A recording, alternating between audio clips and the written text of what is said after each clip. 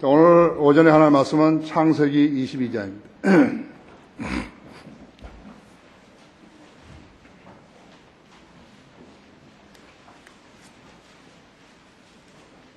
창세기 22장 1절부터 14절까지입니다. 여러분이 잘 아는 내용이죠.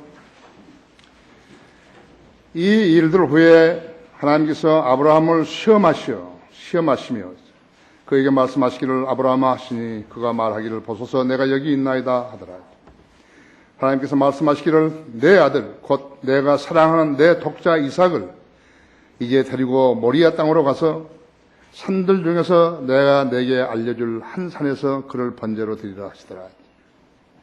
아브라함이 아침에 일찍 일어나서 그의 나귀의 안장을 지우고 그와 함께 있는 청년들 2명과 그의 아들 이삭을 데리고 번제에 쓸 나무를 쪼개가지고 일어나서 하나님께서 자기에게 일러주신 곳으로 갔더라. 3일째 되던 날 아브라함이 눈을 들어 멀리에 있는 그곳을 보고 아브라함이 그 청년들에게 말하기를 너희는 나귀와 함께 여기에서 머물라. 나와 아이는 저기로 가서 경배드리고 다시 너희에게로 돌아오리라 하고 아브라함이 번제에 쓸 나무를 들어서 그의 아들 이삭에게 지우고 그는 자기 손에 불과 칼을 들고 2 사람이 함께 가더라. 이삭이 그의 아비 아브라함에게 고하여 말하기를 나의 아버지여 하니 그가 말하기를 내 아들아 내가 여기 있노라 하니 그가 말하기를 불과 나무를 보소서. 그런데 번제에 쓸 어린 양은 어디 있나이까라 하자 아브라함이 말하기를 내 아들아 하나님께서 자신을 번제에 쓸 어린 양으로 마련하실 것이다 하고 2 사람이 함께 가더라. 그들이 하나님께서 그에게 말씀하신 그곳에 와서 아브라함은 그곳에 제단을 쌓고 나무를 가지런히 놓고 그의 아들 이삭을 묶어서 제단의 나무에 올려놓고 아브라함이 그의 손을 내밀어 칼을 잡고 그의 아들을 죽이려 하는데 뒤에 천사가 하늘에서 그를 불러 말하기를 아브라함아 아브라함아 하니 그가 말하기를 내가 여기 있나이다 하더라. 그가 말하기를 내 손을 아이에게 대지 말고 아무 일도 그에게 하지 말라. 내가 내 아들 내 독자라도 내게 아끼지 아니하였으니 나는 이제 내가 하나님을 두려워하는 줄로 아노라 하더라. 아브라함이 눈을 들어 살펴보았더니 보라 뿌리 수풀에 걸린 순양 한 마리가 그 뒤에 있는지라 아브라함이 가서 순양을 잡아와서 그의 아들 대신에 번제로 드렸더라. 아브라함이 그곳의 이름을 여호와 이레라 불렀더니 오늘까지도 말하여지기를 주의 산에서 그것이 보여지리라 하더라. 자, 이 말씀에 기도하십시다. 내 하신 아버지 하나님, 오늘도 이렇게 아름다운 예배 환경을 조성시켜 주셔서 감사를 드립니다. 우리 성도들이 지난날부터 주님께 이렇게 영과 진리로 경배드릴 준비를 하고 이 자리에 나왔습니다. 우리 주 예수 그리스도의 보혈은 우리 성도들이 마음속에 자리 잡고 있는 세상적인 생각과 육신적인 생각들도 다 제해해 줄 수 있습니다. 오늘 제가 이 말씀을 전할 때 1차적으로 우리 성도들, 이 회중들을 위해서 전하는데 이 회중들의 마음속을 주님의 피로 깨끗이 씻어주셔서 하나님 말씀이 자리 잡을 때 어려움 당하지 않도록 보살펴 주십시오. 우리 성도들이 말씀을 받을 준비를 하게 해 주십시오. 주님께서는 우리 성도들이 얼마나 열심히 주님을 섬기는지 알고 계시며 하나님 말씀에 얼마나 갈급한지 알고 계십니다. 우리는 영적 양식을 먹어야 성장할 수 있다는 진리를 알고 있습니다. 살리는 것은 영이니 육은 무익하다고 육신은 무익하다, 육은 무익하다고 말씀하셨습니다.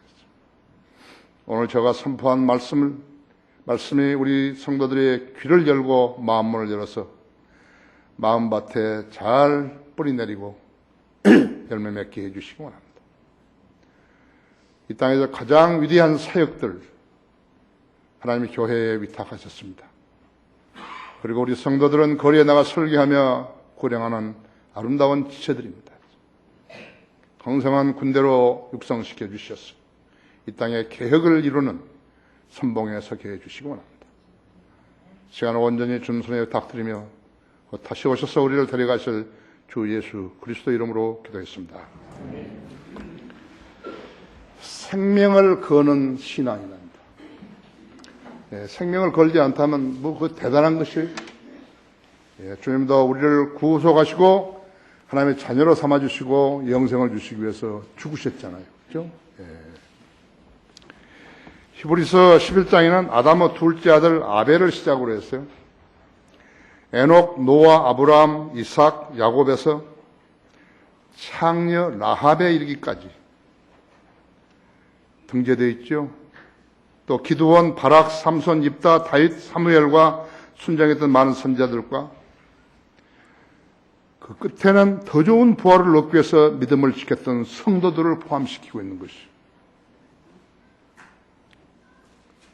무참하게 박해당하고 무참하게 살해된 수많은 성도들을 거기에 집어넣고 있는 것이요.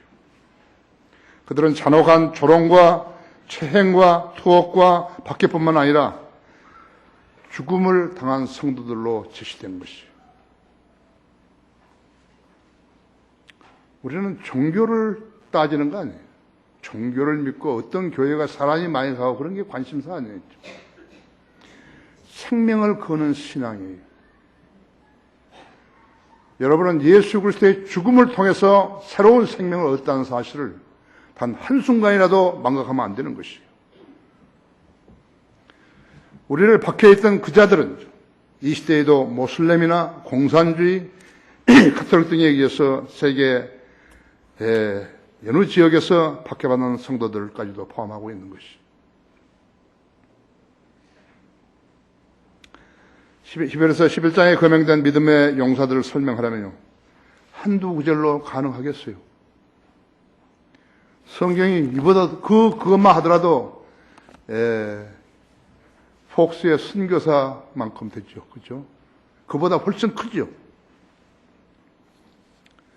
근데 성경은 이스라엘을 약 200만 명의 이스라엘 사람들을 홍해를 통해서 구출하신 믿음의 대장 모세를 묘사하는데 단 7줄이에요. 단 7줄이라고. 믿음의 용사들을 하는데 그 사람 이름들만 거명하는 그 구절도 한 절로 되어 있는 거죠. 그런데 아브라함을 묘사하는 데는 12절이나 되는 거예요. 위대한 사람이죠. 위대한 사람이죠. 그가 하나님께 보여줬던 믿음의 행보가 그 사건을 읽는 우리들의 마음을 찢어놓고 있는 거예요. 사랑이 무엇인가를 우리한테 가르쳐 주시기 위해서 12구절을 제시한 것이에요. 그 사건은 우리의 즉 지성과 감정과 의지를 압도했어요. 믿는다고 고백하는 일이 거룩하신 하나님을 얼마나 감동시키는지 여러분이 배워야 하는 것이죠. 단순한 이야기를 여기 써놓은 거 아니에요. 교회 놀이 하라고, 주일날 사람들 모아가지고 교회 놀이 하라고 써놓은 거 아니에요. 하나님께서는 그 일을 12구절에다가 기록해서 남기셨고, 창세기에는 19절을 담으셔서, 19절에도 담으셔서, 우리로, 믿는다는 말은 무게를 실감케 하고 있는 것이. 나는 성경을 믿는다. 나는 하나님을 믿는다. 나는 성령님의 인도하심을 믿는다. 나는 예수 그리스도를 믿는다. 여러분도 다 아시다시피 아브라함은 이삭을 그의 나이 100세 때, 100세 때 받았죠? 그때 그의 아내 사라는 90세였어요. 도저히 인간의 상상으로서는 형성이 안 되는 일이에요. 여자 관례도 끝났는데 90살 먹은 여인이요. 제왕 절개 안 하고 낳은 것이. 그런데 아브라함이 116세 되던 해 때 16세 된 아들을 하나님께서 섭리 가운데서 주셨던 그 아들 이삭을 하나님께서 아브라함에 명령하시기를 모리아 산으로 데리고 가가지고 그 아들을 하나님께 번제로 드리라고 말씀하신 것이에요. 여러분에게 그런 말씀을 명령했다면 여러분 어떻게 하시겠죠? 지금 아브라함의 믿음이 시험을 받은 것이에요.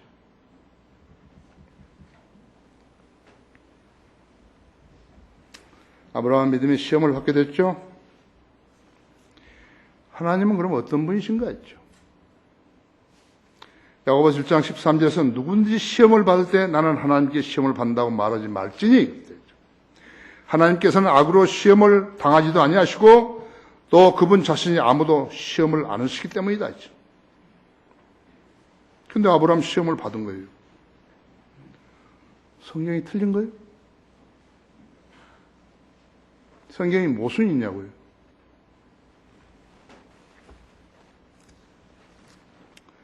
하늘에 계신 하나님 아버지는요, 시험을 안 하셔요.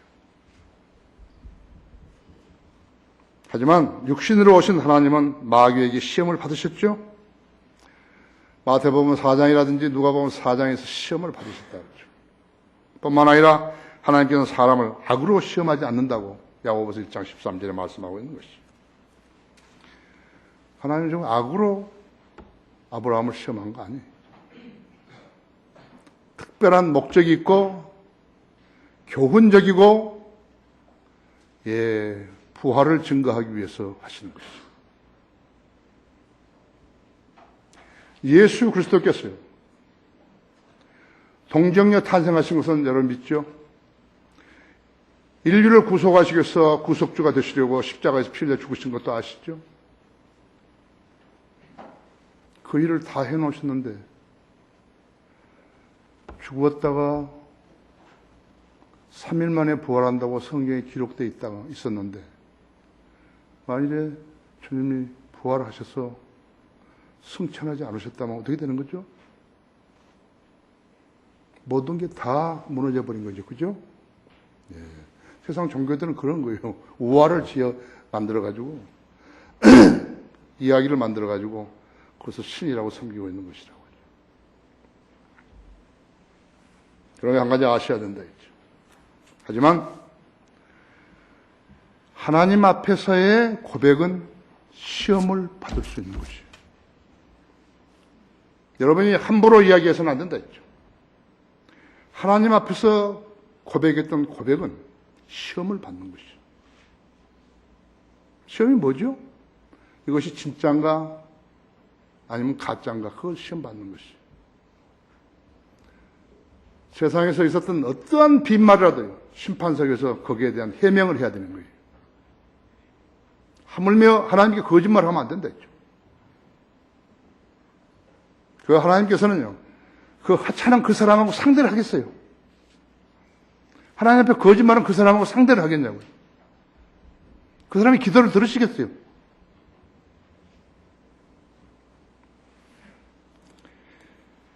아브라함은 주님 사랑이 시험을 받다 했죠. 시험을 받은 거예요. 사라가 23절 읽고 있어요. 이틀 후에 하나님께서 아브라함을 시험하시며 그에게 말씀하시기를 아브라함아 하시니 그가 말하기를 보소서 내가 여기 있나이다 하더라. 하나님께서 말씀하시기를 내 아들 곧 내가 사랑하는 내 독자 이삭을 이제 데리고 모리아 산으로 가서 산들 중에서 내가 내게 알려줄 한 산에서 그를 번제로 드리라 하시더라. 사람은 자신의 고백과 연관해서 시험을 받는 것이죠. 먼저 믿음을 시험받는 것이죠. 로마서 여러분 펴시려면 로마서 4장을 펴보십시오.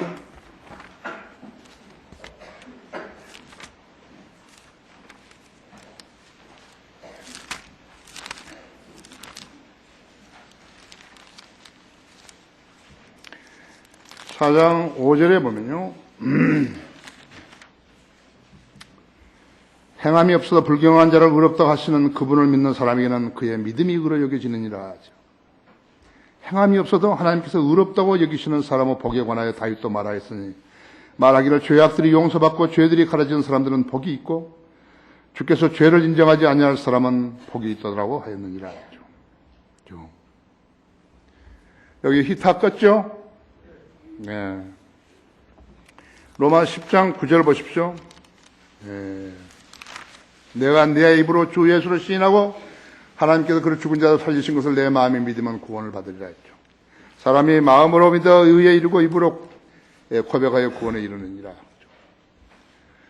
에베소 2장 8절은 내가 믿음으로 말하면 은혜로 구원을 받으니 이것은 나에게서 난 것이 아니고 하나님의 선물이라고 했죠. 만일 그의 고백이 거짓 고백이었다면요, 그는 그의 고백으로 구원받을 수 없는 것이죠. 뿐만 아니라 그는 주님과 교제를 유지할 수 없게 되는 것이죠. 그의 거짓 고백으로 인해서 많은 불행이 확산되어 가지고 많은 사람들에게 실망을 주게 되었고 교회를 파괴시키는 요인이 되었으며 그를 그리스도를 신뢰했던 성도들을 실망시키고 혼란에 빠지게 한 것이에요. 뿐만 아니라 그를 아는 사람들에게 의심의 씨앗을 가슴에 심겨주게 되었고 그렇게 해서 그들로 진리의 말씀을 의심하게 만들었던 것이에요. 그걸 알아야 된다. 그 책임을 져야 되는 것이에요. 거짓 고백은 그 책임을 져야 되는 것이죠. 그래서 그는 죄인으로 드러나게 되었고 처음부터 주님은 그를 수용하지 않으셨다 했죠. 믿음으로 행하지 아니한 모든 것이 죄인이라. 그는 히브리서 11장 6절에 따라 그는 하나님과 아무런 관계도 맺지 못했기 때문에 버림받은 자가 된 것이. 히브리서 11장 6절은요.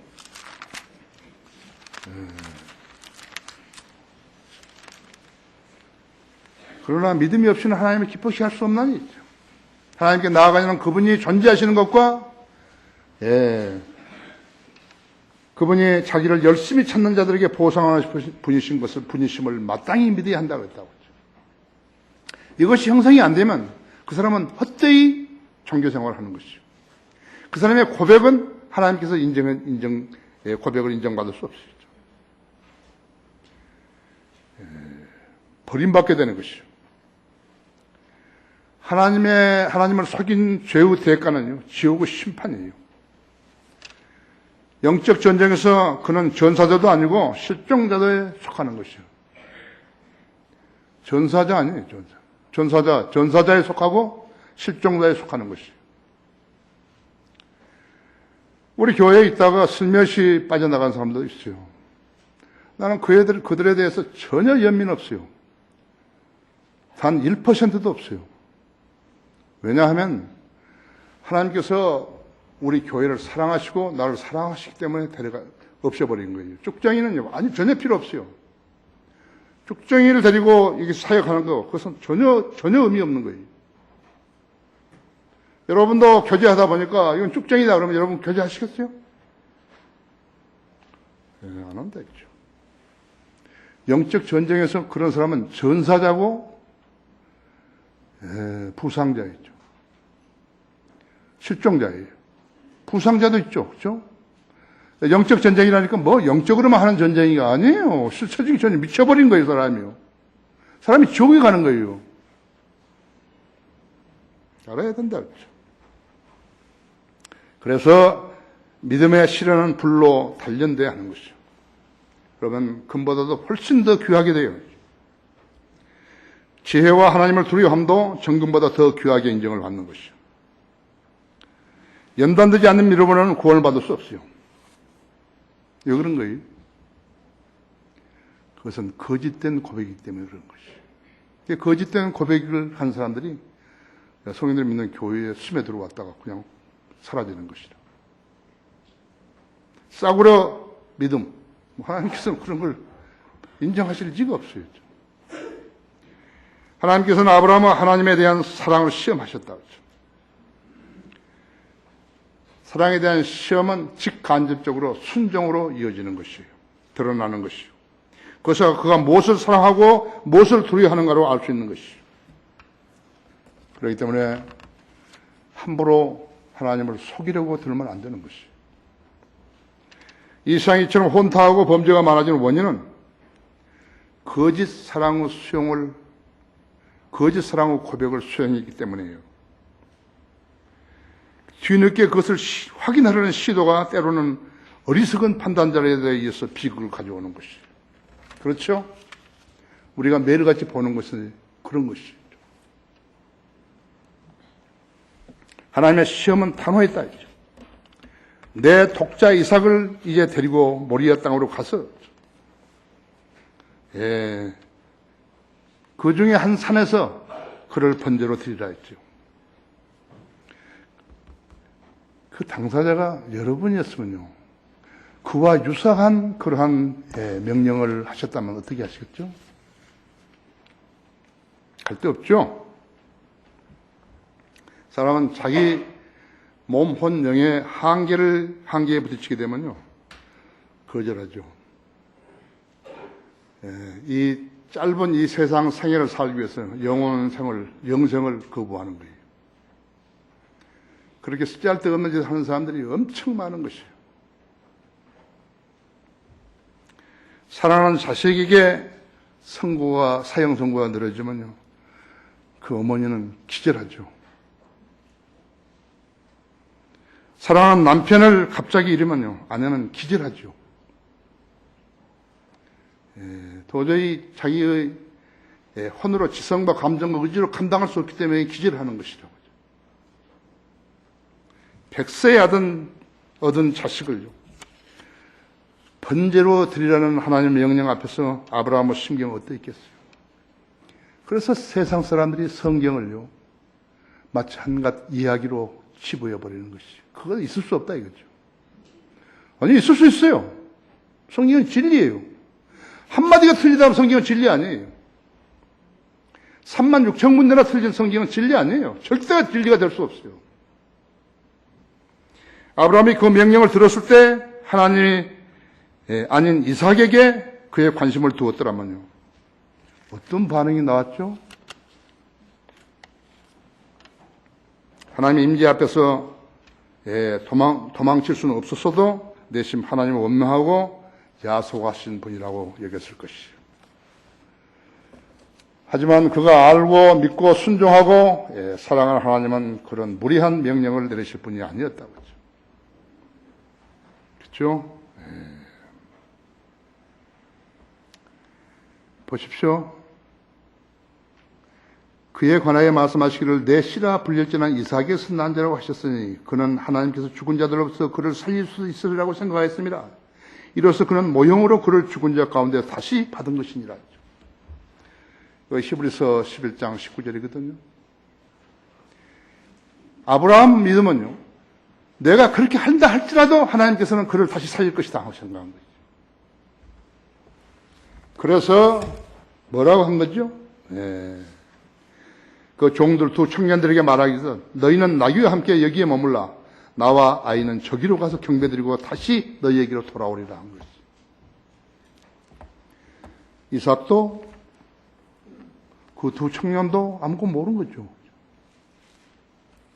아브라함 자신도 확신이 없었지만 그에게 있었던 건 한 가지였다고. 하나님은 그렇게 하실 분 아니다 이거예요.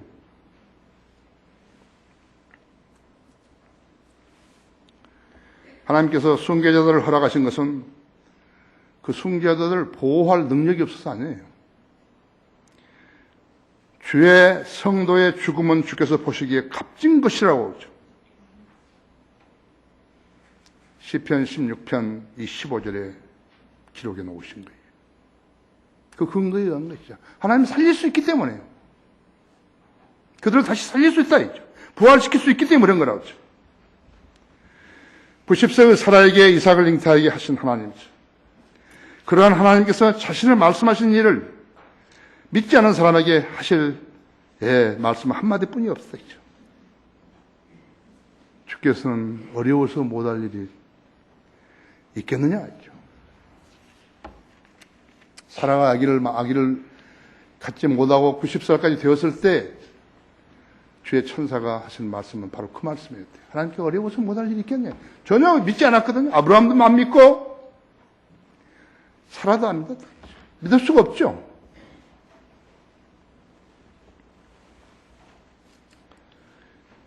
주님 앞에서의 고백은 시험을 받을 수 있다 했죠.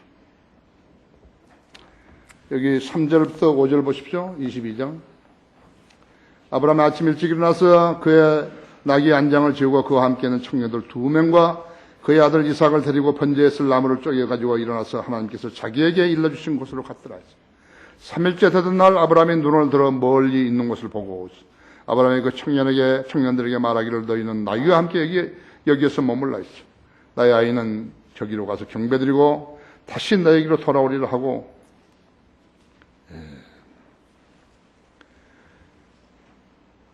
아브라함 믿음은 이삭을 제물로 드린 후에 다시 살리실 것이라는 것을 확신한 것이에요. 다른 아이로 주는가, 또 다른 아들을 낳게 해주는 그거 아니에요. 이삭을 살릴 것이라고 확신한 것이죠. 암몬 자손들은 그의 신들에게 아들과 딸을 제물로 바쳤죠. 솔로몬이 이방 여인들을 아내로 삼았을 때 암몬 여인이요, 몰렉이라는 신을 가져온 거예요. 그랬더니 솔로몬은요, 예루살렘 안에, 예루살렘 산에다가 몰렉을 위한 산당을 지었죠. 솔로몬은 음란으로 유혹한 마귀에게 그의 혼이 관장되어 버린 것이죠. 솔로몬은 자기가 미친 마음을 품은 것을 알게 된 것이죠. 여러분, 미친 마음이라 그러니까요, 무슨 이상하게 생각하는 게 아니에요. 비정상적인 마음이에요. 비정상적인 마음은 마귀가 관장한 것을 비정상적인 것이죠. 그걸 좀 고상하게 말한 것이고, 제대로 말하면 미친 것이에요. 미친. 솔로몬은 전도서에서 5번 말한 것이에요. 자기가 미친 마음을 품었다고.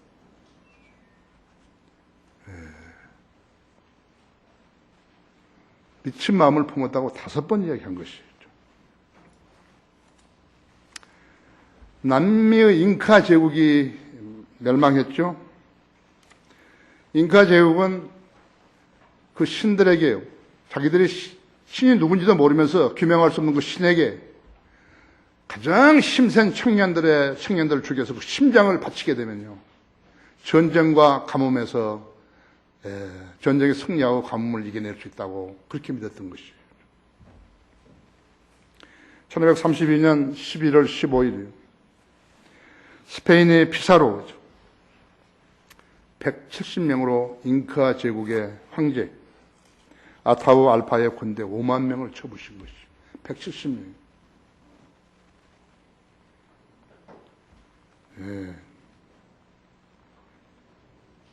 남미의 마리아가 신으로 자리 잡은 것은 바로 그것 때문에 그런 것이에요.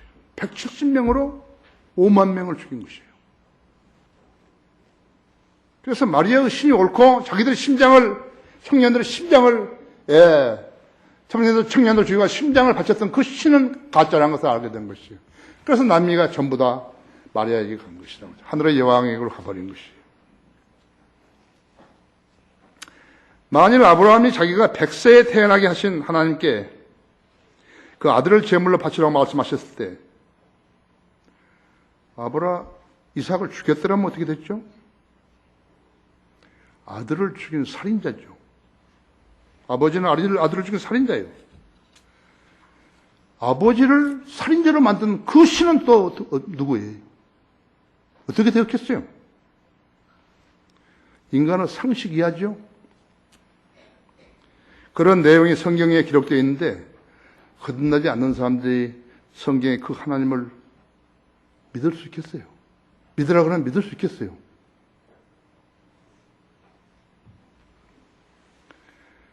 사람들은 사랑이라는 말을 껌처럼 씹고 있는 거예요. 거의 다 소설과 영화에서 보고 배운 것들이에요. 인간의 생각으로 사랑을 묘사하는 것이라고. 그런데 지금 아브라함의 아들을 100세에 낳은 아들을 116세에 죽이라고 했던 그것은요, 그런 소설은 없어요. 그런 영화도 없고. 그러면 이 소설과 영화에서 묘사한 것들은 뭐냐 하니까 남녀간의 사랑이에요. 성경에는 그런 사랑은 없어요. 남녀간의 사랑은 없어요.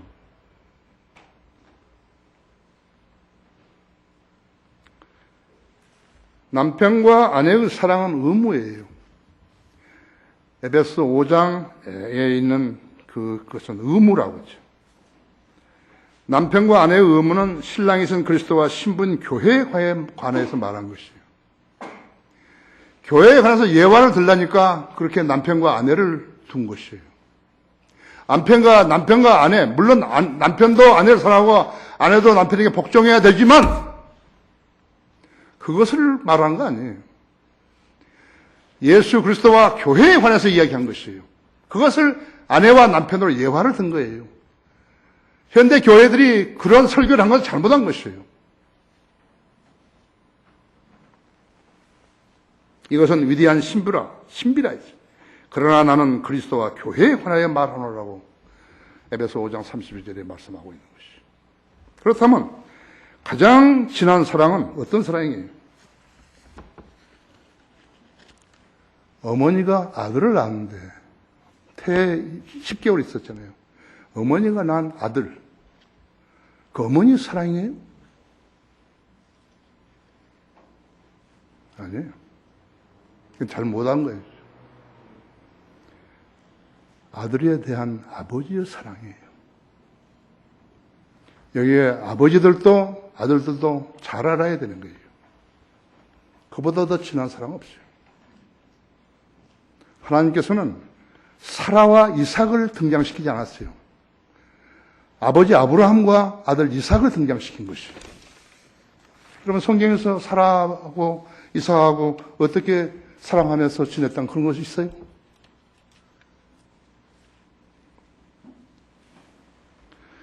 하나님께서는 사망의 원인인 인류 죄의 문제를 해결해 주시려고 또 지옥에까지 보내지 않으시려고 하나뿐인 아들을 죽이신 것이죠. 우리가 아직 죄인이었을 때 그리스도께서 우리를 위하여 죽으심으로써 하나님께서는 우리를 향한 그의 사랑을 나타내셨느니라. 로마서 5장 8절에 그랬죠. 아브라함은 하나님께서 이삭을 모리아산으로 데려가서 하나님께 제물로 바치라는 명령을 받았을 때 억장이 무너졌겠죠. 우리도 이 세상 사는 동안에 진짜 억장이 무너질 일도 있죠. 억울하고 재판도 억울하고 위증도 억울하고 그렇죠? 어디 기댈 데도 없고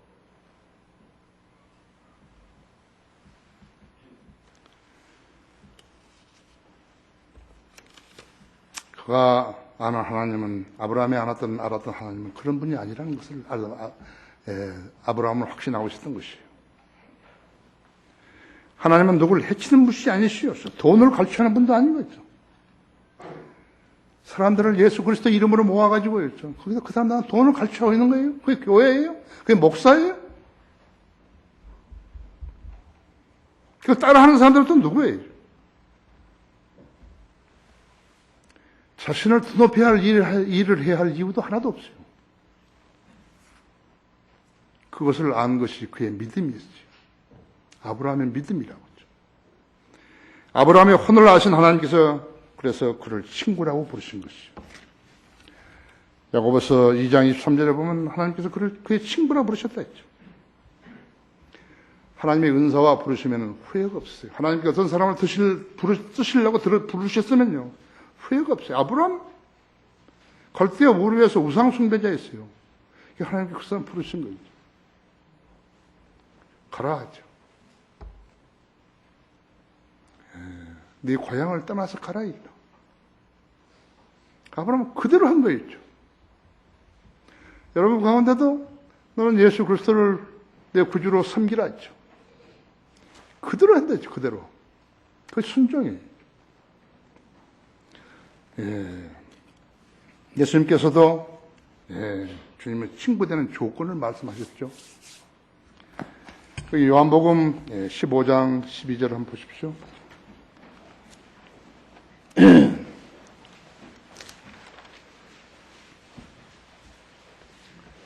나의 계명은 이것이니 내가 너희를 사랑하는 것 같이 너희도 서로 사랑하라 하는 것이라. 사람의 친구를 위하여 자기 생명을 내어놓는 것보다 더 위대한 사랑은 없나니 내가 명령한 대로 너희가 행하면 너희는 나의 친구들이라 했죠. 그렇죠? 이제부터는 내가 명령한 대로 너희가 행하면 너희는 나의 친구들이라 했죠. 아브라함이 자기를 따라온 종들에게 이렇게 말했다. 너희는 나귀와 함께 여기에서 머물라 했죠. 나와 아이는 저기로 가서 경비 드리고 다시 너희에게로 돌아오리라 했죠. 아브라함은 아들을 죽이러 가는 것이 아니라 했죠. 하나님 명령에 순종하러 간 것이에요. 아브라함이 이삭을 제물로 드리는 것이 합당한 예배예요. 너희는 너희 몸을 거룩한 산 제물로 드리라 했죠. 이것이 합당한 예배니라 했대요. 개혁성경은 영적 예배라고 그랬다고 했죠. 자기를 더 사랑하고 아들을 더 사랑하는 사람은요, 헌신하지 않는 것이죠. 그런 성도는 주님으로부터 친구라는 호칭을 원하지 않는 것이 분명하다 했죠.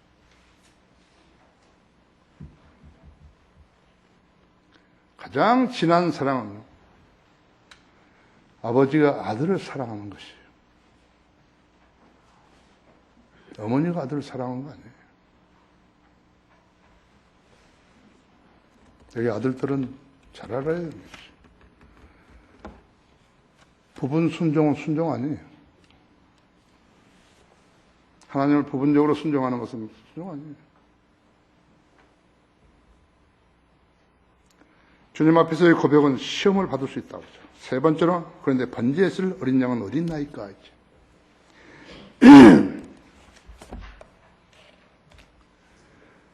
6절에서요, 아브라함이 번제에 쓸 나무를 들어서 그의 아들 이삭에게 지우고 그는 자기 손에 불과 칼을 들고 두 사람이 함께 가더라 했죠. 이삭이 그의 아비 아브라함이 고하여 말하기를 나의 아버지여 하니 그가 말하기를 내 아들아 내가 여기 있노라 하니 그가 말하기를 불과 나무를 벗어서 그런데 번제에 쓸 어린 양은 어디 있나이까라 가자 하죠. 아브라함이 말하기를 내 아들아 하나님께서 자신을 번제에 쓸 어린 양으로 마련하실 것이라 하고 두 사람이 함께 가더라 했죠. 그런데 번제에 쓸 어린 양 어디 있나이까 했죠. 이삭은 제물을 바칠 절차는 진행되었다 했죠. 번제에 쓸 나무를 이삭의 등에 지우고 모리아산으로 올라가는 것은 그리스도께서 십자가를 지고 칼바리에 올라가는 것과 같았다 했죠. 이삭은 세상 죄를 제거하는 하나님의 어린 양이라고 불려온 것이에요. 예수 그리스도가 그러셨듯이죠. 세상 죄를 제거하는 하나님의 어린 양이라는 것을 모형으로 보여준 것이다. 그렇죠. 그날 갈보리에서 주님은 지옥에서 죄값을 치러야 하는 죄인처럼 갈보리에서 우리의 죄값을 치르셨던 것이요. 그때 신약의 제물은 목마르다. 신약의 희생 제물은 목마르다고 외치신 것이요. 그리스도께서 우리를 위해 저주가 돼서 율법의 저주로부터 우리를 구속하시니 기록되기를 나무에 매달린 자는 누구나 저주를 받을 것이라. 갈라디아서 3장 13절 그랬죠. 이것이 신명기 21장 23절에 있는 구약의 말씀이 갈라디아서 3장 13절에서 신약 교리가 된 것이에요. 아버지는 번제에 쓸 나무를 아들 이삭에게 지우고 자신의 손에는 불과 칼을 들고 모리아산으로 올라가는 사람입니다. 그저 그들 부자 두 사람밖에 없었어요.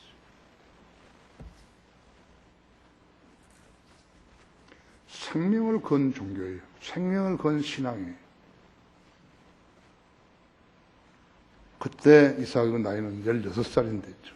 당연히 아버지께 물어야 되는 질문이었다 했죠. 그것도 안 물으면 바보죠. 불과 나무를 벗어 그런데 번제에 쓸 어린 양은 어디 있나이까?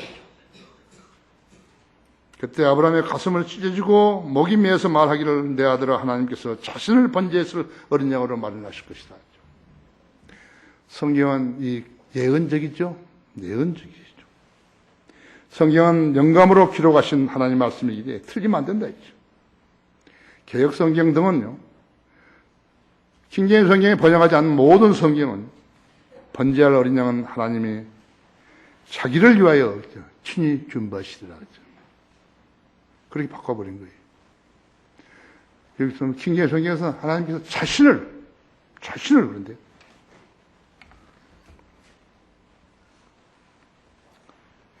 여기는 하나님께서 자기를 위하여 친히 준비하시라 바뀐 것이죠. 이삭은 그리스도 예표했는데 보라 세상 죄를 제거하는 하나님의 어린 양이라고 하는데 모든 절차는 실제로 진행되었다 했죠. 나무를 쌓고 이삭을 묶어서 제단 위에 올려놓았어요.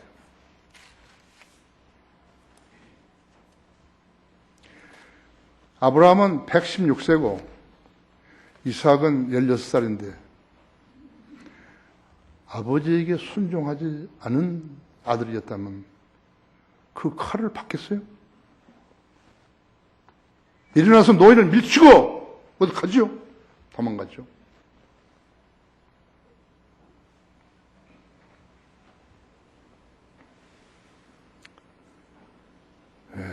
아브라함이 손에 칼을 잡고 그의 아들을 죽이려고 했을 때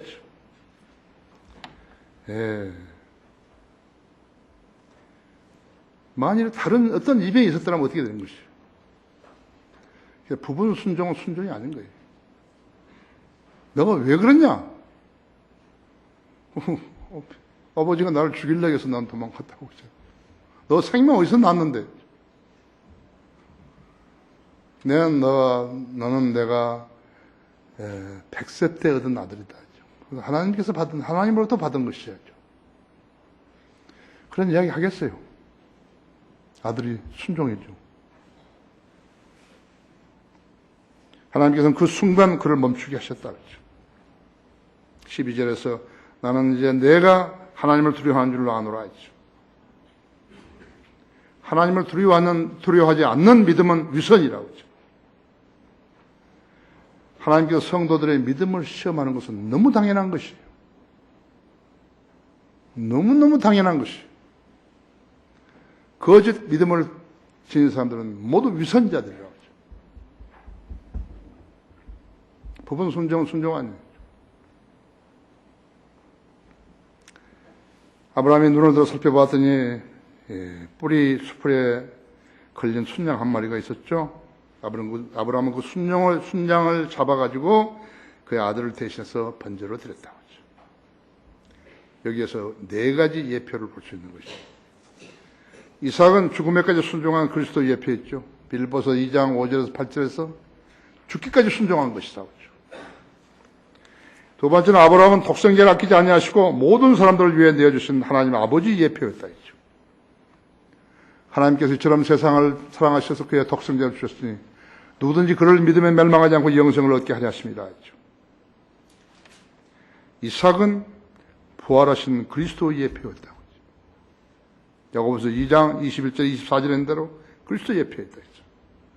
순양은 대속주이신 그리스도 예표였다.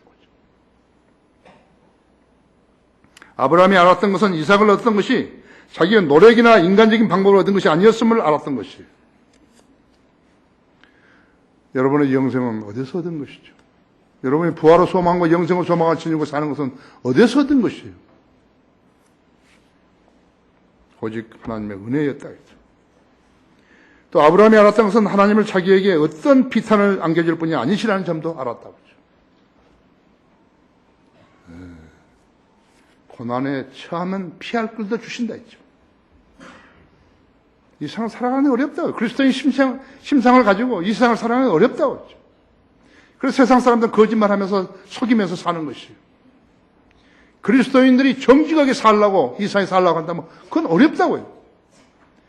그래서 고난에 처하게 되면 피할 꿀도 주시는 것이에요. 신실하지 않은 사람에게 그런 거 아니에요. 교회에 적을 뒀다고 해서 그런 거 아니에요. 부분 순종하는 사람이 그런 게 아니에요. 쭉정이들에게 하는 거 아니에요.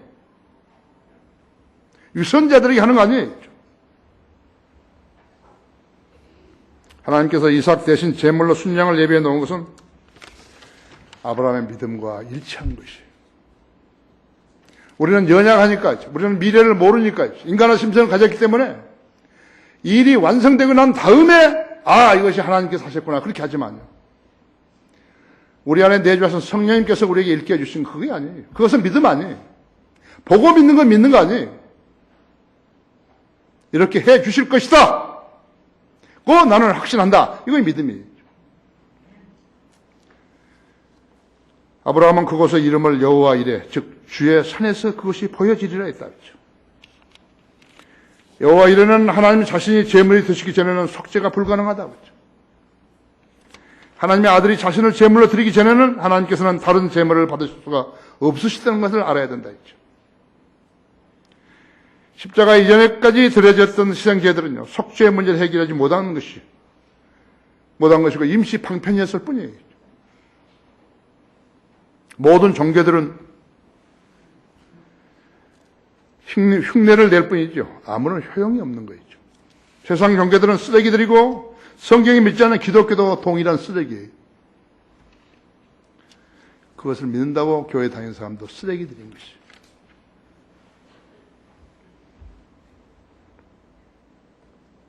구약의 제사장들은 동물을 피로 제사를 드렸지만 신약의 제사장들은 제사장 드린 그리스도인들은 피의 제사를 드리지 않는다고 했죠. 멜키세덱도 피의 제사를 드리지 않았어요. 결론적으로 하나님은 자신을 사랑이라고 말씀하시고 자신을 첫째로 사랑을 하셨다고 했죠. 왜 하나님께서 성도들의 고백을 시험하시는 것이에요? 왜 사람들은 사랑을 주기 위해서 그 대상을 물색해 하느라고 애를 쓰는 것이에요? 그냥 본능적인 그것이 그 하나님으로부터 나온 것이에요. 그 사랑은 곧 자기 생명이기 때문에 그런 것이에요. 그 사랑? 그것을 배우지 못했으면 성경에서 배우는 게 없어요. 사랑은 반대 뭐예요? 중어죠? 사랑이 아닌 것을 사랑이라고 만지작거리고 여기고 받아들이고 한 것은 위선이에요. 위선이에요. 남녀간 잘 알아야 된다고 하죠.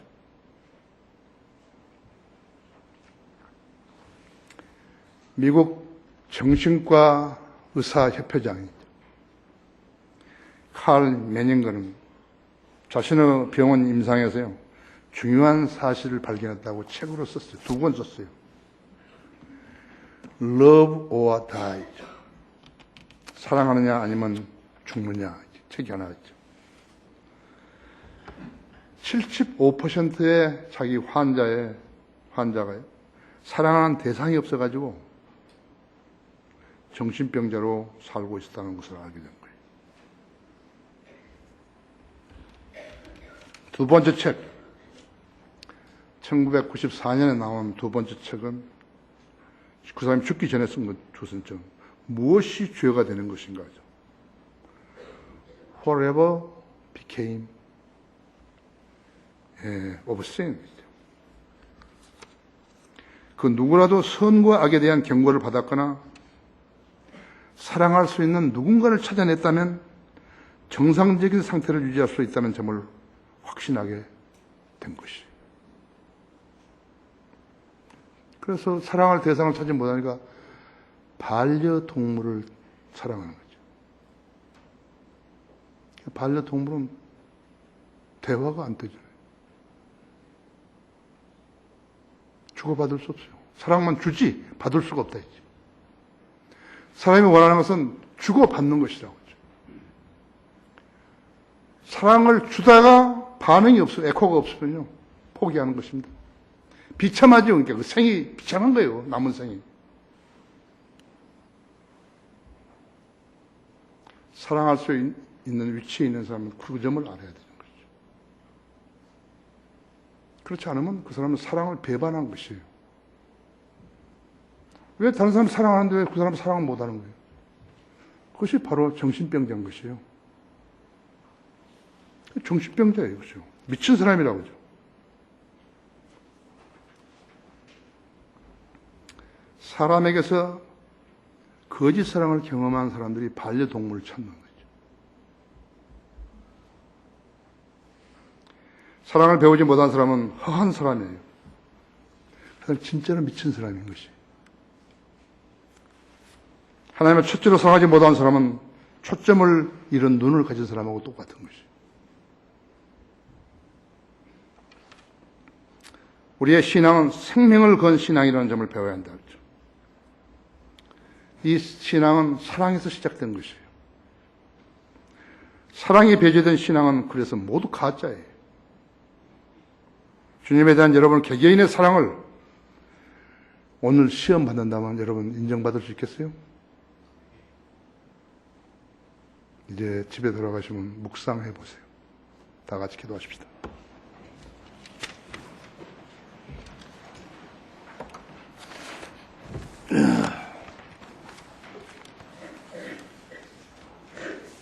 위대하신 아버지 하나님, 주님은 저를 사랑하시고 제가 주님을 섬길 수 있도록 모든 것을 갖춰주고 계십니다. 오늘 또 주님 주신 지혜로 준비하신 말씀을 저희 성도들에게 전했더니 매우 잘 경청했습니다. 이제 초청 시간에 제가 초청할 때 우리 성도들이 반응해야 합니다. 가장 먼저 반응할 것은 구원받지 못한 사람이 구원받아야 합니다. 어떻게 받는 것인가? 자신이 죄인이라는 것을 인지하고 예수님이 자기 죄를 위해서 십자가에 피 흘려 죽었다는 사실을 믿고 그분을 자신의 구주로 받아들이면 되는 것입니다. 영접하는 사람들에게는 하나님의 아들들이 되는 권세를 주셨다고 그랬습니다. 주님, 내 예수님을 내 구주로 믿습니다. 이렇게만 하면 되는 것이죠. 구차한 수식어가 필요 없어요. 오늘 우리 성도들은, 구원받은 성도들은 자신의 고백이 언제 했는지는 모르지만 자신의 고백이 시험을 받는다는 사실을 알아야 되고, 자기가 고백하는 대로 주님을 사랑하지 않았다면 오늘 이 기도 제단에 나와서 고백하게 해주십시오. 진심으로 주님과 아버지와 아들 관계를 맺게 해주십시오. 이 초청 시간 형식이 되지 않도록 주님 보살펴 주시고 주님 영광을 위해 써주십시오. 주 예수 그리스도 이름으로 기도했습니다.